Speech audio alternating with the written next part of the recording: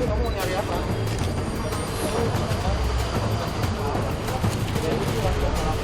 HP-nya mana, Bis? Ayo dong. Ayo, Bang. Ayo, Bang.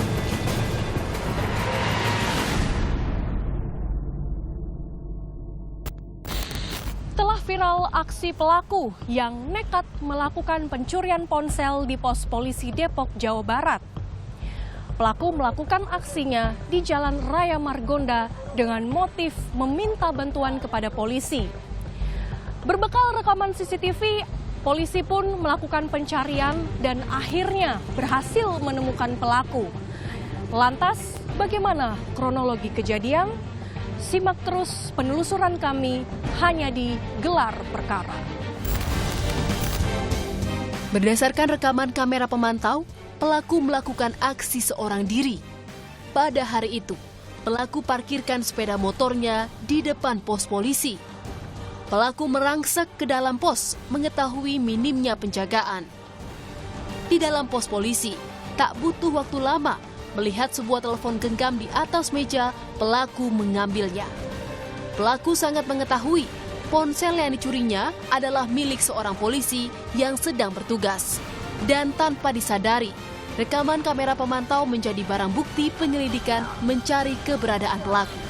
Baik Bu, saat itu pelaku tiba di lokasi pos polisi ini pukul berapa Bu? Pada saat itu siang hari, Oke.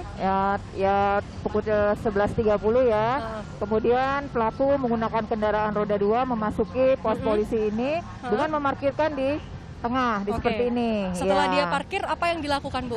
Nah, setelah parkir, dia melihat kanan kiri sesuai dengan rekaman CCTV. Ada Ternyata berapa dia tidak menyadari ya, di Oh, sini ada begitu. CCTV. Ada Kita berapa? siapkan CCTV ada 2. Ada 2 ya? Satu di sini, kemudian satu lagi di tengah. Oke. Setelah dia melihat situasi yang Sambil melihat situasi, ternyata memang teman-teman sedang melaksanakan petugas ngatur di penempatan lalu lintas. Kemudian dia mengetuk pintu. Nah, mengetuk pintu ini ternyata memang tidak ada jawaban. Memang teman-teman sedang keluar semua. Nah, dia melihat bahwasanya di sana ada handphone yang sedang dicas. Oke, handphone ada berapa unit handphone saat itu Bu? Ya, berdasarkan keterangan dari penyidik ada 1 unit. Ada satu Ada unit. 1 unit. Jadi ya. dia mengambil handphone itu ya Bu ya? Yang bersangkutan karena memang melihat sepi, mengambil barang tersebut. Tersangka berinisial AS mengaku menjual ponsel tersebut di dekat tempat tinggalnya. Uang hasil pencurian kemudian digunakan pelaku untuk membiayai kehidupan setiap hari. Seakan tak puas, pelaku kembali ke tempat kejadian untuk melakukan pencurian kedua.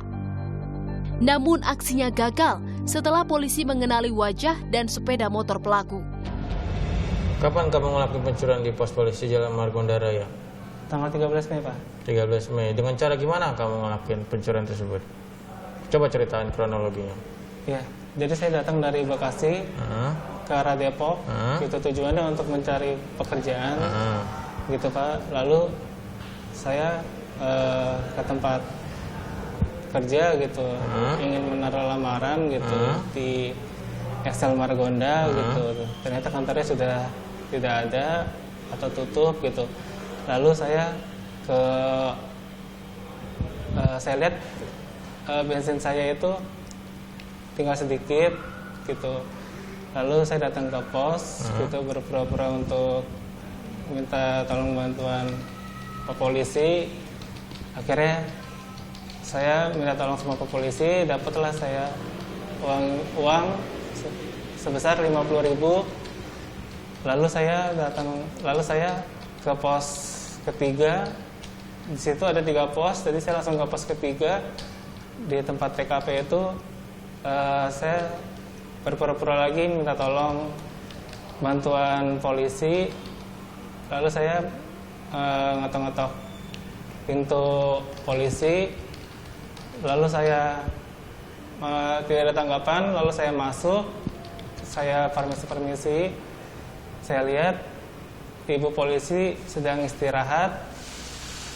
Lalu saya lihat HP-nya itu diletakkan di atas meja atau ngegeletak di atas meja gitu. Akhirnya saya ambil HP-nya itu, lalu saya pergi dan saya jual HP-nya itu ke Bekasi.